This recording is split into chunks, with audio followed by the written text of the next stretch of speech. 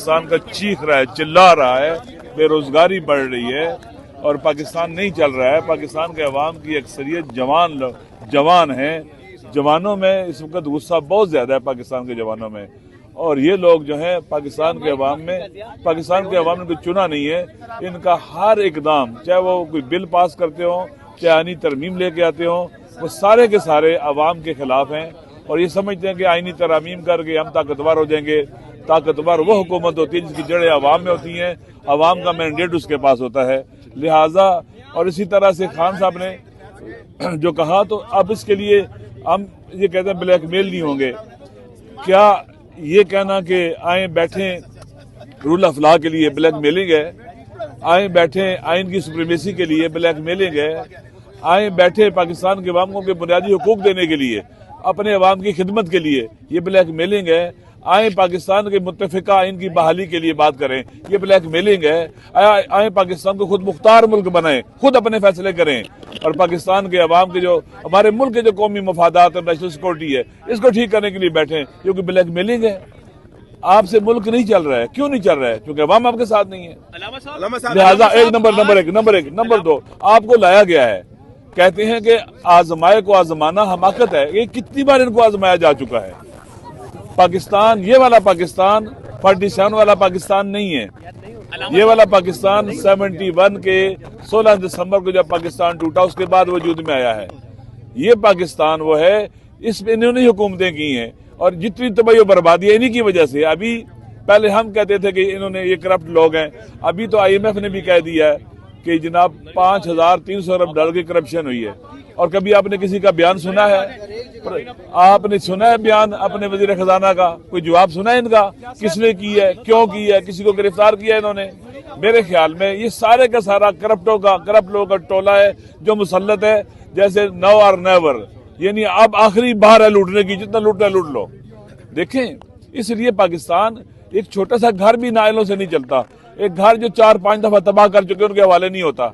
मैंने पहले भी एक दफा कहा था, इनको तो कोई 10, 15, 20 बकरियां भी क्या कहते हैं कि नहीं देता कि चलो ये संभाल लो। 1300 की तरह 26 करोड़ वहां का मुल्क इनके हवाले कर दिया गया है। पाकिस्तान के तरफ में दुनिया में हालात बदल रहे हैं। पाकिस्तान को अपना हाउस इन ऑर्डर करना पड़ेगा ताकि हम दुनिया के बदलते हालात के अंदर अपने मुल्क की हिफाजत कर सकें, ज्यादा से ज्यादा अपने नुकसानात को मिनिमाइज कर सकें, डैमेज कंट्रोल कर सकें और इन बदलते हुए हालात के अंदर अपना जो रोल बनता है स्ट्रेटजिकली, जिस जगह पर हम बाकी बहुत आम लोकेशन है, हम रोल प्ले कर सकें। लेकिन इसके लिए बैठ के बात करनी पड़ेगी।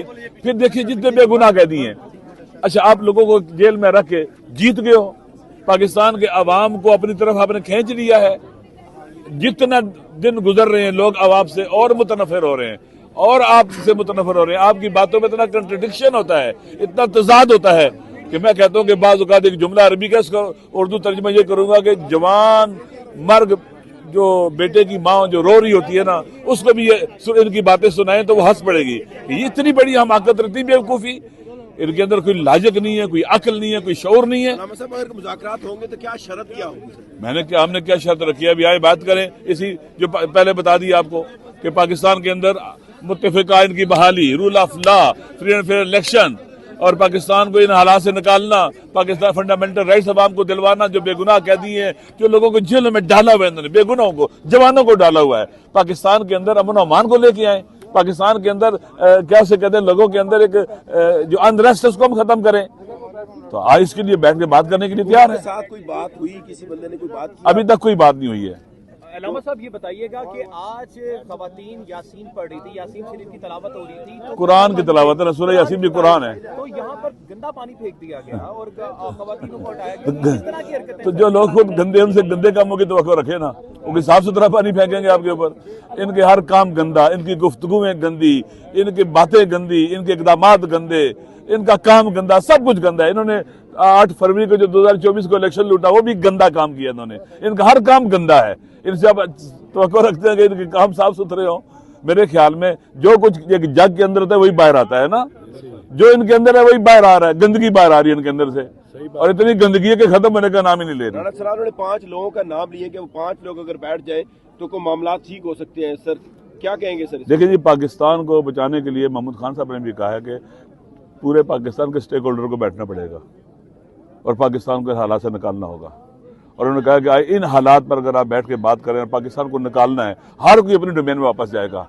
इदारों का इस्तिकलाल खत्म हो गया। आप जानते हैं कि पाकिस्तान के आईने में लिखा है कि पाकिस्तान के जो 3 बुनियादी इदारे थे, एक अदलिया थी, मुकन्नना थी और मुजरिया थी, ये मुस्तकिल है, ये सुतून है रियासत के ना, इनको नहीं ढाना है, इनका एक दूसरे के उसमें डोमेन में नहीं जाना है, मुदाखलत नहीं करनी है।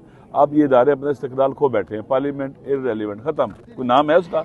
किसी को कोई से पूछता है कि दुनिया में हम क्या कर रहे हैं, कौन से मुआहदे कर रहे हैं, पाकिस्तान में क्या कर रहे हैं, कोई फॉरेन रिलेशन के हवाले से उसका एतमाद में लिया जाता है, खत्म है। जबरदस्ती उनसे यानी तरामीम कराई जाती हैं, बिल पास कराई जाती है जो पढ़ते भी नहीं वोट देने वाले। और इसी तरह से अदलिया आपकी अपना इस्तिकलाल खो बैठी है, इस अदलिया पर लोगों का एतमाद खत्म हो चुका हुआ है। इसी तरह से जो मुजरिया है, एग्जीक्यूट करने वाली, आपके सामने वो लोग ऐसे हैं कि बिल्कुल बेबस किस्म के लोग हैं, बेचारे हैं, लाचार किस्म के लोग हैं, कमज़ोर लोग हैं। और लिहाजा पाकिस्तान के इस वक्त रियासत के सारे सतून ढह चुके हैं। बहुत खतरनाक सूरत हाल है ये पाकिस्तान की इस वक्त। अगर कोई नहीं समझता तो मेरे ख्याल में अंधा है या बहरा है, नहीं सुन रहा है। तो लिहाजा खतरनाक तरीन सूरत हाल है इस वक्त पाकिस्तान की। इस पाकिस्तान को निकालने के लिए सबको बैठना होगा। आप भी आगे सर बैठ गए हैं, क्या लगता है कि बहनों के साथ आप भी धरना देंगे आज? हम बहनों के साथ आते हैं इदारे यकजहती के लिए। तमाम नजरें जो है वो आप पर और महमूद खान अचकज़ई पर है कि आप सीनियर पार्लियामेंटेरियन हैं, कोई रास्ता निकालेंगे। पीटीआई बैरिस्टर गोयल साहब ने आज बात की है, उन्होंने भी आपका नाम लिया गया है। क्या हाल है इसमें इन सियासी मसाइल का, सियासी रास्ता कैसे अपनाया जाए? इसके साथ एक सवाल मैंने इस सवाल का जवाब ही जो एक आधा घंटा 15 मिनट बोला था, यही जवाब था इसका। ठीक है, ये बता दीजिएगा कि तीनों बहनों को रेजिस्टेंस कहा जा रहा है कि ये लोग आकर बैठते हैं, कौम के लिए यहाँ पर खड़े हुए हैं, पाकिस्तान की आज़ादी के लिए। इन तीनों बहनों की रेजिस्टेंस को आप किस तरह देखते हैं? सलाम करता हूँ।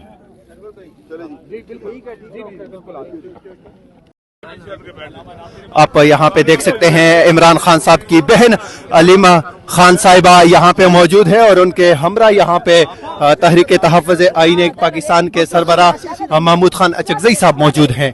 अडियाला जेल के बाहर से ये मनाजर हम आप लोगों को बराह रास्त दिखा रही है। अचकज़ई साहब का भी ये ऐलान है कि वो यहाँ पे धरना दे के बैठेंगे और अब ये देखना होगा कि धरना जो है वो यहाँ पे दिया जा रहा है।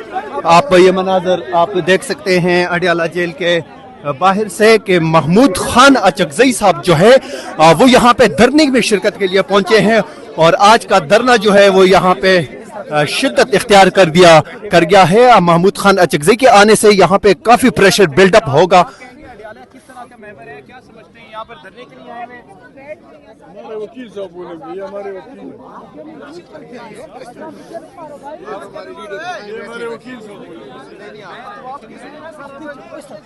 महमूद खान अचकज़ई यहाँ पे मौजूद है। सलमान अकरम राजा उनके